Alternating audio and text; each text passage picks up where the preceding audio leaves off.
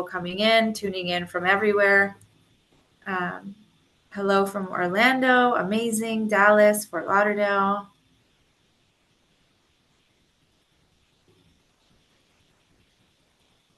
Let's see.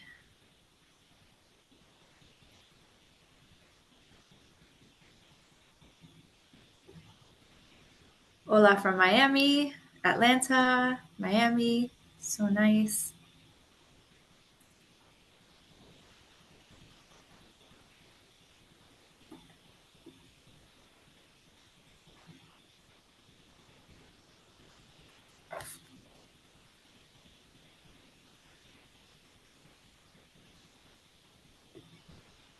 Maryland, very nice.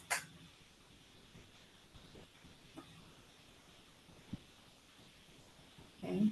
All right, so we are 2:50 on the dot. I believe that my PowerPoint will be coming up very shortly.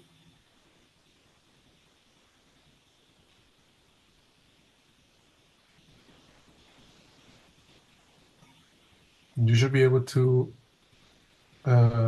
share your screen as well. If you cannot, please let us know. Okay. We are actually requesting for access.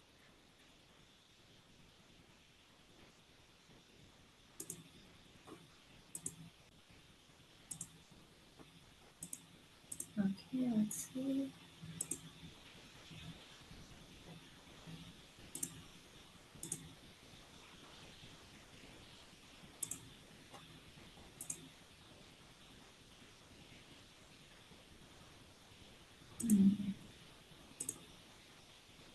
Okay, so I think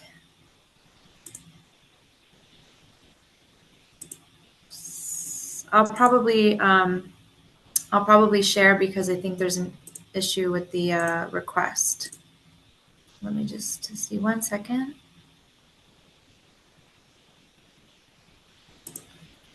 Actually,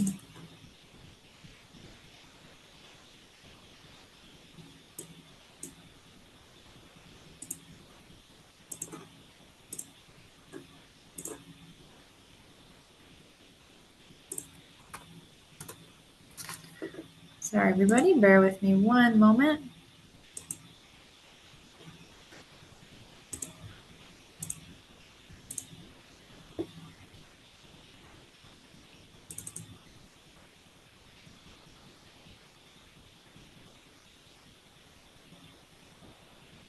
While we are waiting, we are inviting you on our upcoming conference on March 6th and 7th. So I shared the link in Zoom chat.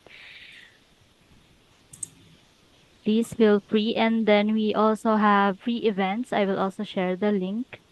That's every Wednesday and every Saturday. Thank you. Thank you, Kay. Okay, Crystal, I just shared the access with you, so you should have it. I got it. Thank you. Hold on. Okay, perfect. Thank you so much.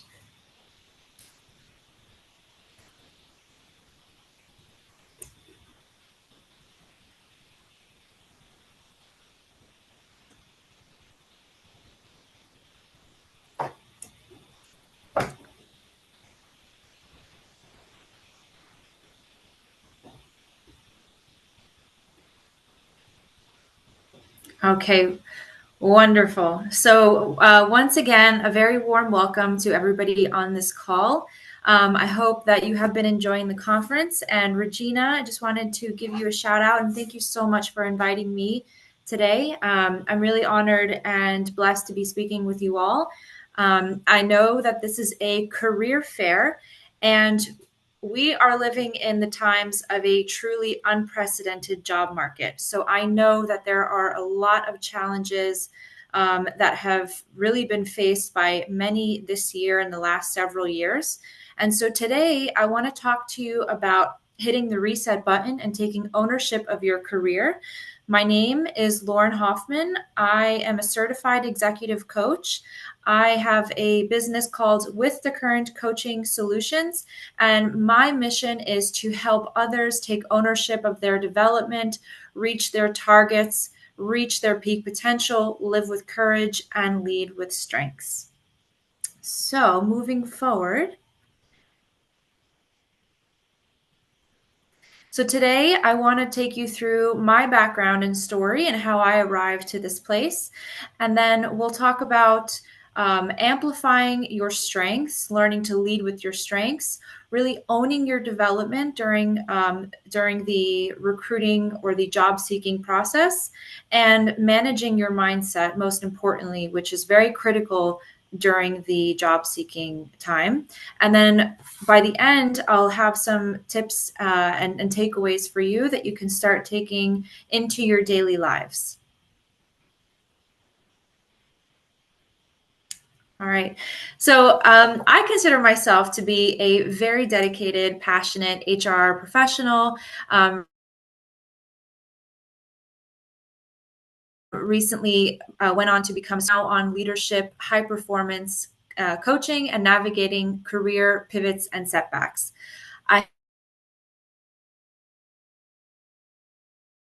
have 10 years of human resources experience. I've worked in global companies, more than 80,000 employees. I've served as HR business partner. I spent 4 years serving on the board with the Raleigh Metro SHRM chapter, which is the Society for Human Resource Management local chapter.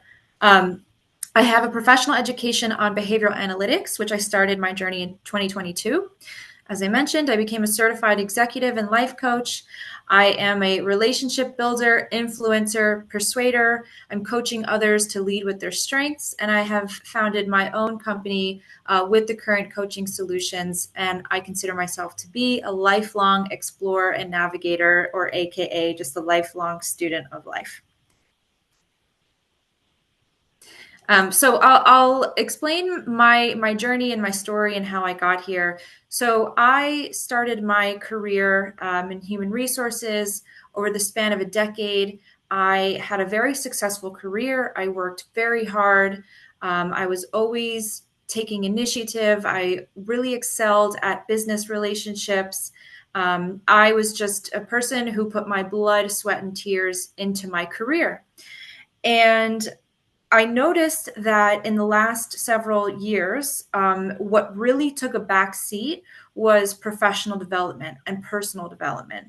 And I realized that in my some of my roles, I really wasn't getting the support that I wanted. I was wanting to always grow, right? I think people who work in the industry or people who consider themselves high performers, they have this quest to grow their careers and to hone in on their skills and develop into a leader. And I really found that there was a disconnect between the type of support I was able to receive and the type of support that I wanted. And in my last couple of years, I found myself amongst the sea of people in the layoffs. So I was laid off, and truly, it wasn't, it was for me an opportunity to really focus more on what I wanted to be doing. I noticed that I was becoming stagnant in my roles. I was still enjoying my field in human resources, but I was not really reaching my potential. I was not really leading with my strengths. And I wasn't doing anything. I wasn't doing something in my career that was truly making me feel fulfilled and happy. And so when I left my last role, I decided that I wanted to really dive into what I knew how to do, the type of work that was very compatible with my energy level, the type of work that I wanted to be doing. And so I decided to pivot into this field of career coaching and leadership coaching and consulting and helping others become more helping others take charge of their own leadership and development, which I think is something very, very important for people in their careers so that they can improve their business relationships, they can take their career to the next level, but most importantly, where they can really build their own personal brand and who they are professionally.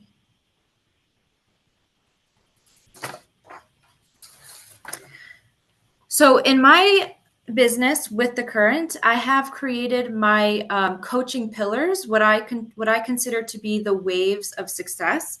Now, in coaching, a pretty standard framework is to reflect and accept and take action. So, this is my take on the traditional coaching framework. So, we'll start with wisdom through awareness. So, this is really taking a step back and looking at where you are in your journey, where you arrive to in your life, and assessing that if this is where you want to be or if you want to be someplace different. And if you want to be someplace different, then it's important to start doing some deep, self-reflection and self-awareness and figuring out, how it is that you arrived here.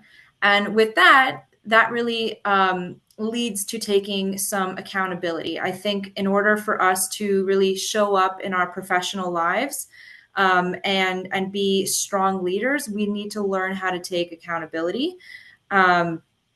This is an invaluable. This is one of the highest skills for me personally, and this means that a person is able um, to really own the parts of their career or their journey that have served them, and times where it hasn't served them. And so this is where I think that this is where the start of the personal and professional growth can really start to manifest. And then we move on to visionary exploration, which is, painting a picture of where you want to be. Who is the future self? What skills do you want to adopt? Where are your skill gaps? And really just starting to create a blueprint of the next stages of your life or your career. And then, of course, leading into empowered actions. So as you know, if you don't take any steps, then you'll almost be going backwards. You'll become completely stagnant. You can have all of these visions and these goals for yourself, but if you don't take at least 1% action each day, you are just going to remain stagnant.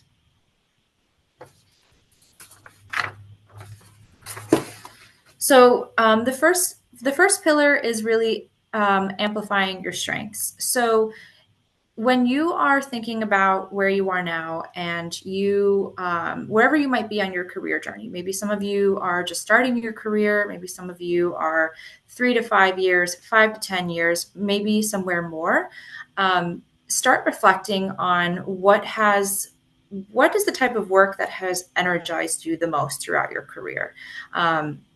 I know that this is primarily an audience of Scrum Masters, project managers, Agile. So in your specific industries, what are the type of projects where you have been like, okay, got this, don't need much information, I'm going to roll with it.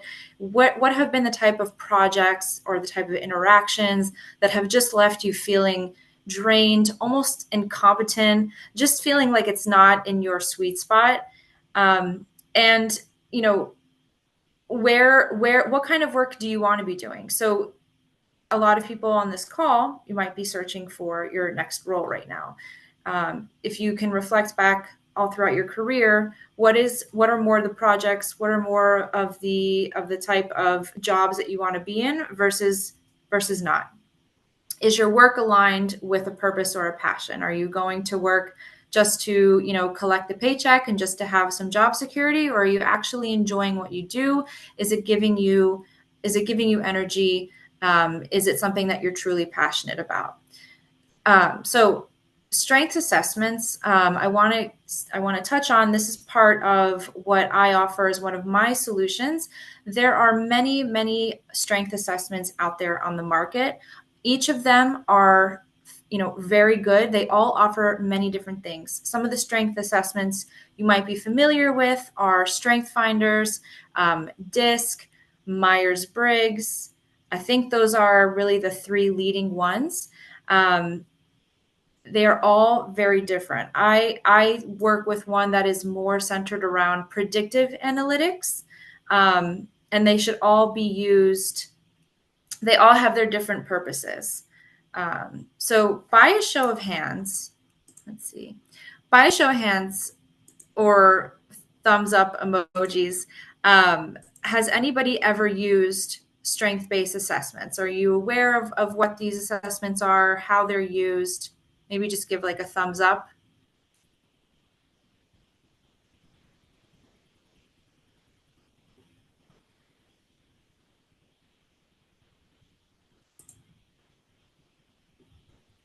I'm looking in the chat, but I'm not seeing anything. But hopefully, if you are aware of strength. Yeah, Okay. sorry, I have used them before and I found them to be very helpful.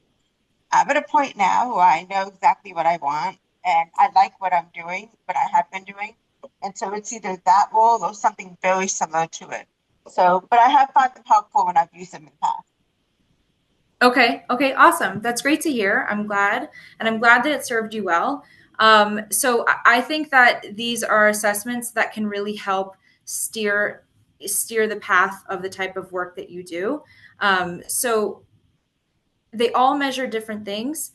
What I focus on is really I focus on the personality assessments that characterize a person's main five, and it's a tool that's used to predict your energy level in a given role.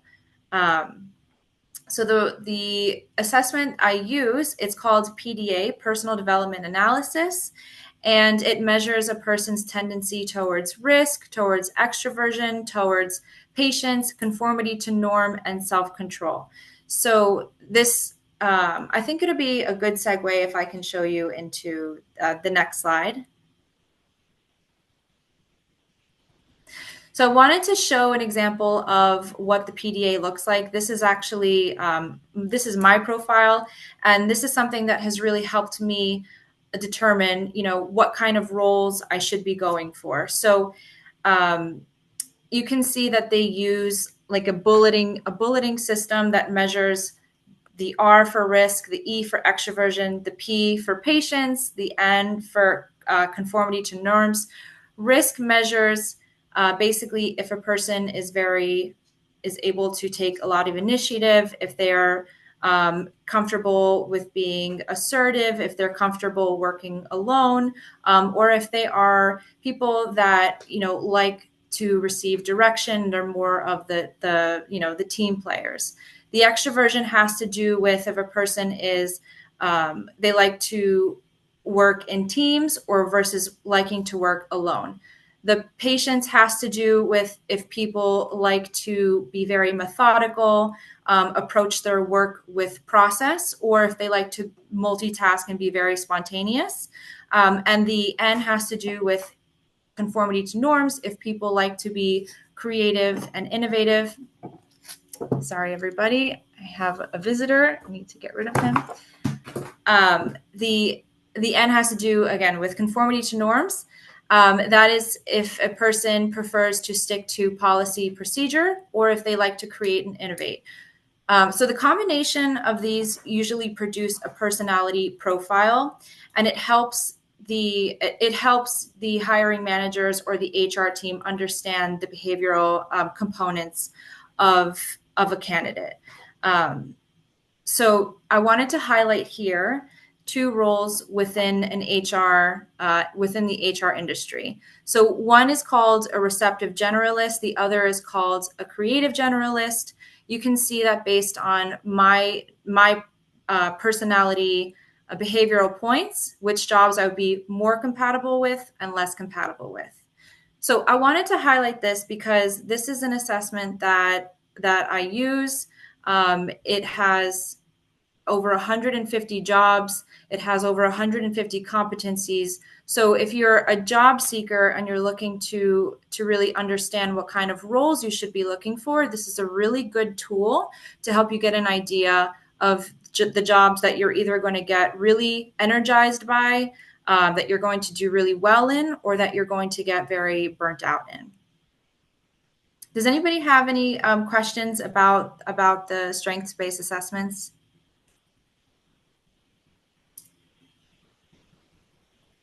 No? Okay. So let's move on to owning your development. So if you are also, in between jobs right now, one of the things that you can do that I found very effective as well is to reach out to your network and seek feedback, and make sure that you seek both positive and critical feedback. So one thing that this can really do is it can help you really own all of the strengths that you previously brought to a team. Um, it's also an opportunity to of course have a confidence booster, but this really helps you gather data to see a trend of the positive impact that you leave on organizations. Another thing that you should ask for is, of course, the feedback for development. You can reach out to previous managers, previous clients, previous colleagues, and there are ways to effectively capture this data. They are used through 360 feedbacks. There are many 360 feedbacks on the market. I happen to work with one as well that aligns with the PDA, but it's something that is definitely a great opportunity for you to gain some more awareness on maybe some strengths you should be continuing to lead with, or maybe some development areas that might have not served you previously in your career. Other things you can do are reflect on what the highlights of your career have been. Why have you been successful in certain roles, and what have been some of the lowlights of your career. Also, when you're in this time of transition, don't be afraid to pivot.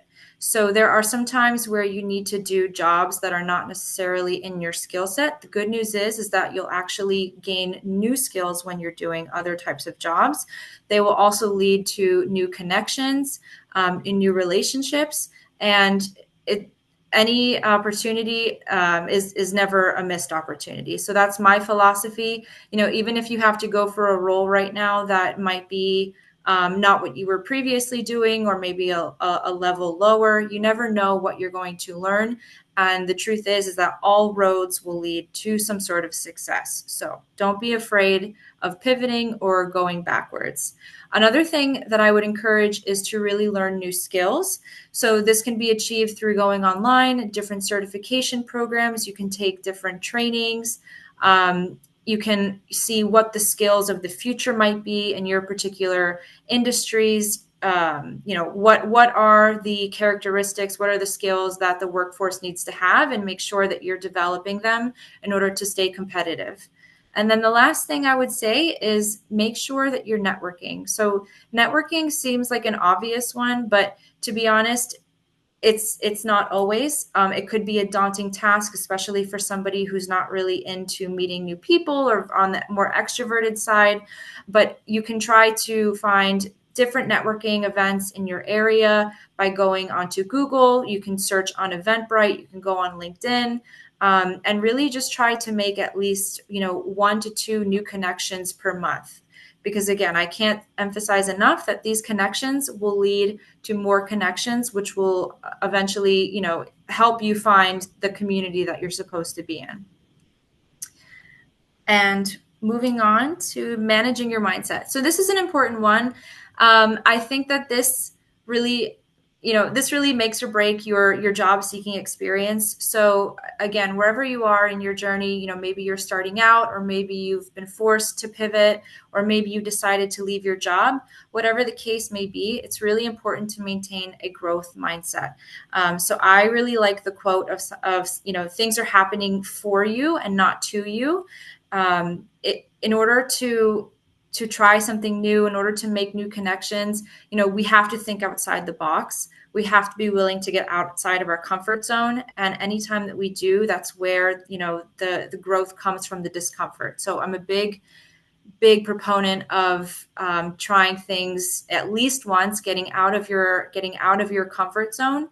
Your mind is your best friend or your worst enemy. So one of the frameworks that I work with is positive intelligence. Positive intelligence focuses on addressing our brains at the root level. We all have these ingrained patterns, behaviors, thoughts that were formed in our childhood.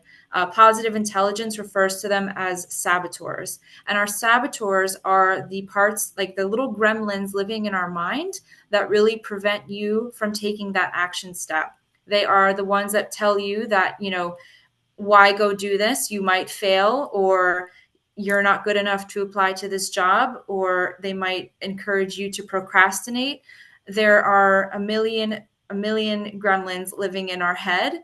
And so really taking a close look at our thinking and how we are managing our day and the type of thoughts that we are allowing to run our day is very, very important. And so some of the ways that I like to channel a better mindset, for me personally, I've purchased this journal. I've been filling it out all year long. It's called Romanticizing Your Life, and it really encourages you to think about each part of your day and doing something for yourself and doing something for others and reflecting on the things that you're grateful for and how you'll romanticize your day today or tomorrow. And so when you constantly feed your brain and your mind, positive thoughts, then it helps unfold this path to more creativity and focus and curiosity versus just kind of ruminating on, that recruiter not calling you back, or that job not working out, or that instant rejection that you get from those, from the emails, from the applicant tracking systems. It's a recruiting and job seeking and interviewing. It's a very, very grueling process. It can really hinder your optimism, your self-esteem, your confidence, but that would be the mindset of your gremlins talking. And of course, these are the things that we can't control, but we can control our mindset. And so you can always think of it as, what can I do better for the next application? How can I modify my resume? What did I learn from that last interview? Perhaps this is a gift that this particular role didn't work out. The possibilities are endless as long as you approach things with curiosity and gratitude versus, why is this happening to me? Another thing that I have really that has really helped me this year, every morning I start with a motivational podcast. So if you are somebody who's not currently working and you need to fall into a routine, this is a great way to start your day.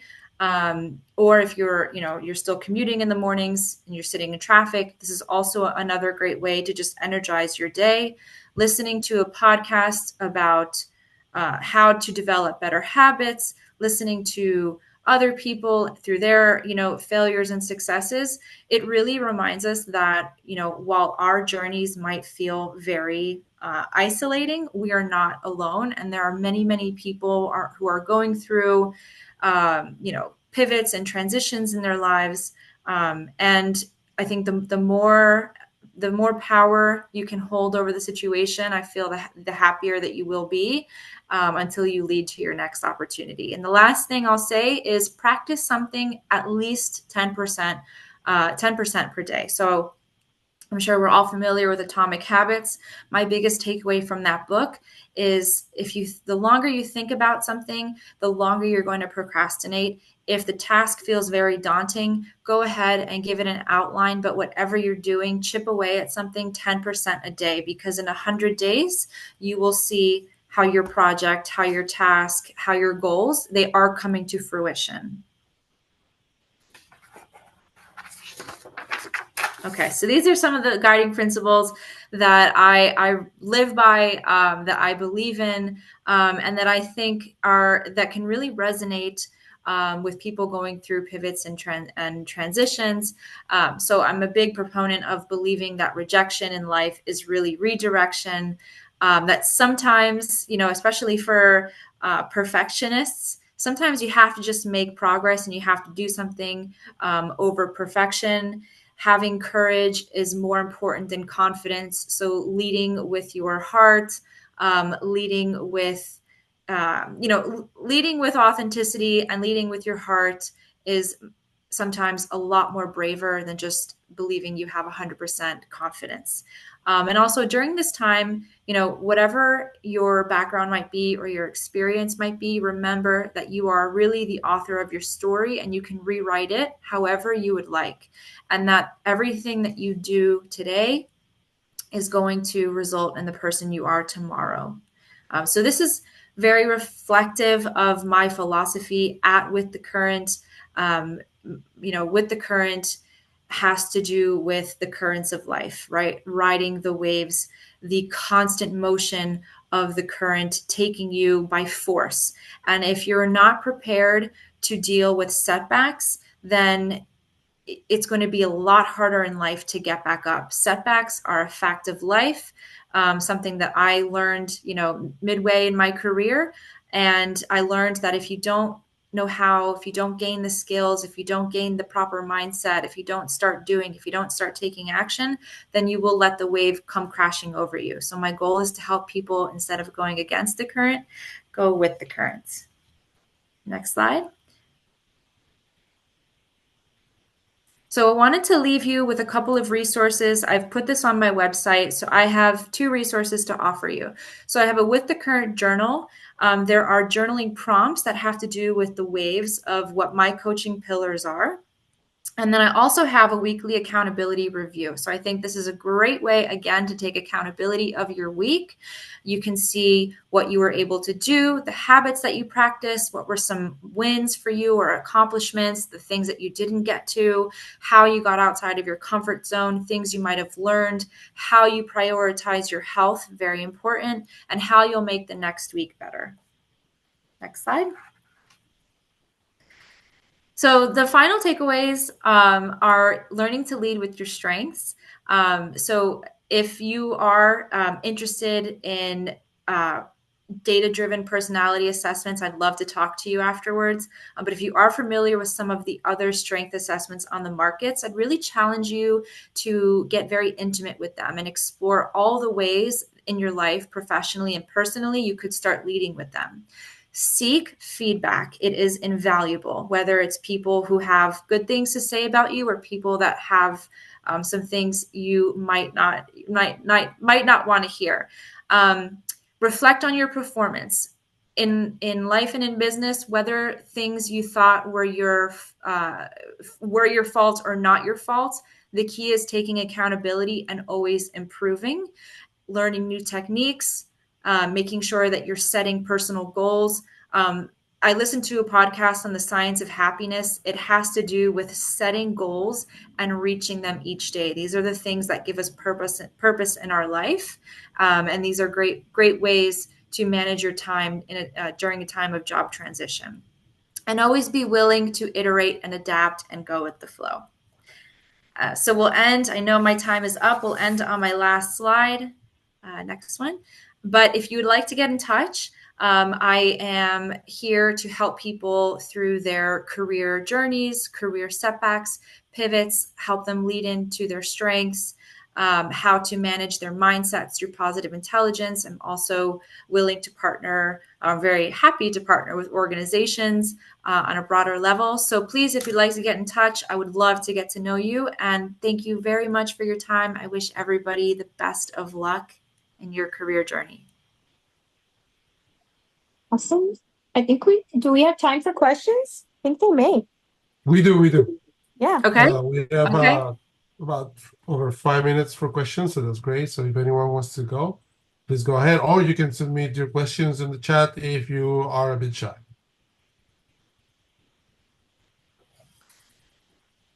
Okay, let me see if there's in the chat. Okay. We got Nate. Hi, Lauren. I absolutely love this presentation, and I was very energized by everything that you talked about. This is stuff that is definitely right up my alley. My question is there any way that you can post a link to your website, practice, assessments? I didn't see it in the chat, so just want to know if you could post it in the chat. Yep, and thank you so much for that. It's always good to receive the feedback. And I just put my website in there. Everything is on my website, including a contact form. So you're welcome to contact me on there. We can Okay. talk on LinkedIn, or my email is just lauren@withthecurrentsolutions.com. So I'd be very happy to chat with you. Thank you. Yes. Yes. I would. I was. That was going to be my next question. Was if we could maybe uh, talk more about everything that we Okay, talked about sounds today. good. Absolutely. Thank you for that. Do you have another question? If not, I'll lower your Oh, I'm hands. sorry. My apologies. Yeah, let me put my hand down. Yes. Laura, real quick, what did you say your email was? It's lauren@withthecurrentsolutions.com. Thank you very much. I do have a question, so actually I'll go for it. So based on what you shared about feedback, I actually been taking a lot of emphasis on getting feedback from whoever I interview, especially if I've gone through final rounds and understanding why I was not selected. Yeah. Let's say that 75% of those chances I've not got a reply. So the little feedback I've got, I actually being able to use it. I would say that how would you manage that information? I know that I'm using it to prepare better for the next position, Yeah. especially as I'm going for a project management on a field that is out of my comfort zone.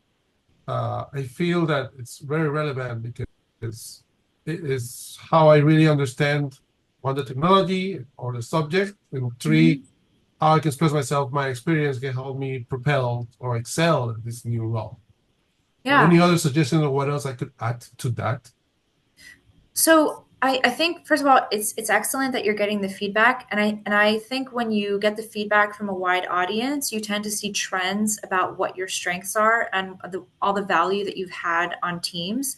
So with that information, I would put it into your summary. I would tie it into your duties on your resume for each role. I would put it in. I would highlight your strengths in your LinkedIn profile, but when you are preparing for interviews and you're preparing your questions and you're anticipating theirs as well, make sure that you're using responses in a way that take what the action was, what the situation, the star, the situation, task, action, result, Yeah, and exactly. you are leading, you're incorporating your strengths into how you were able to effectively manage that whatever situation or scenario that might be.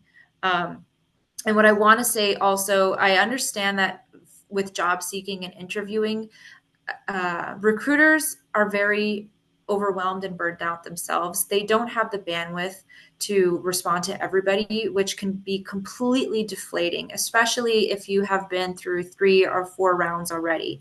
So that's where I feel like if you have the feedback already from your network, you know what you're a rock star at, right? You know what you can come into an organization and deliver and bring.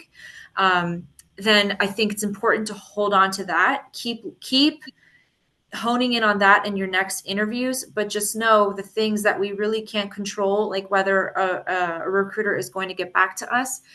We have to thank it and move on. If you ask for that feedback, it's not received, it's not delivered, then you have to just use the mindset reframing that it wasn't going to be the right opportunity, it wasn't going to be the right culture.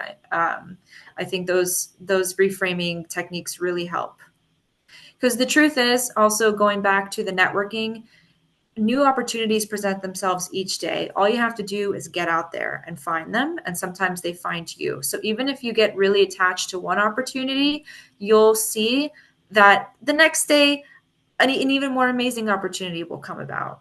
So it's all just a never-ending cycle. Yeah, it is a I hope process, that helps. something that you're not used to it, especially if you've been doing freelancing or consulting opportunities Mhm. for, say a year or so. So I had to really reevaluate. So that's why I wanted to have some other tips on what else I could actually implement so I can excel on the interviews and hopefully get a few offers. So, thank you. I want to emphasize too that, you know, part of why I wanted to get into this type of work was because I know the unprecedented job market there is right now. And so there's a lot of uncertainty amongst a lot of people, and there's only so many things in our control and out of our control. But the things that would be in our control, Javier, I'd be more than happy to also talk to you further on ways that you can prepare for interviews, anticipate their questions, examples to come up. So if you'd like to afterwards, we can definitely connect. Thank you. Anyone else has any other questions? We still have about a couple Yeah, of I'd minutes love to to hear go. your questions or comments. Don't be shy.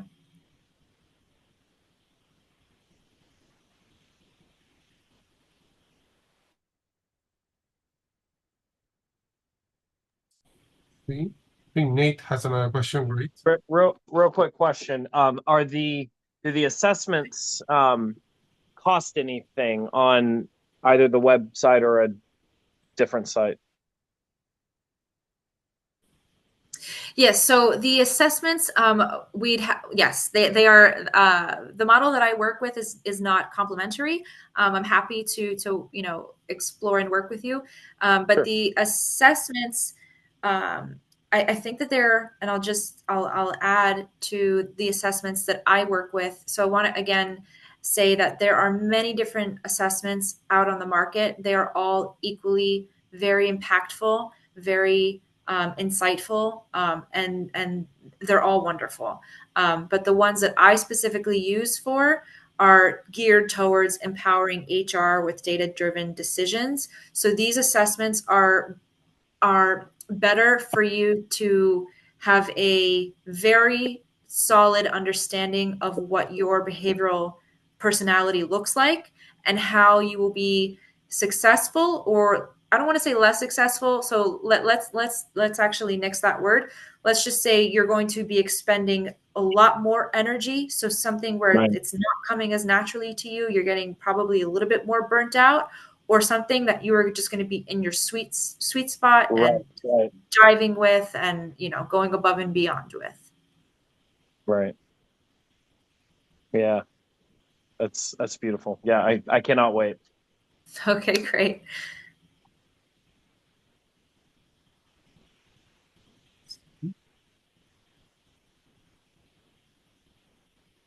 Okay. Well, I sincerely appreciate the opportunity to present for you today. And if you would like to get in touch, I would love to connect. And I want to let you know that I understand this process very well. And I want to commend each of you for taking ownership on your development and your career. And I wish you all the best of luck. Thank you very much, Lauren. Thank you, I Lauren. appreciate all the information, but also the time. We look forward to not only hear from you again. I'm sure a few of us may actually reach out as well. And if you wish to share your presentation, feel free to reach out to Ali or Julie as well. Remember, everyone, that the session will be recorded and will be available later. It was recorded and it will be later available in YouTube. Okay, wonderful. Have a Thank you great very day. much. Thank you, Lauren. Thank you. Thank Goodbye. you.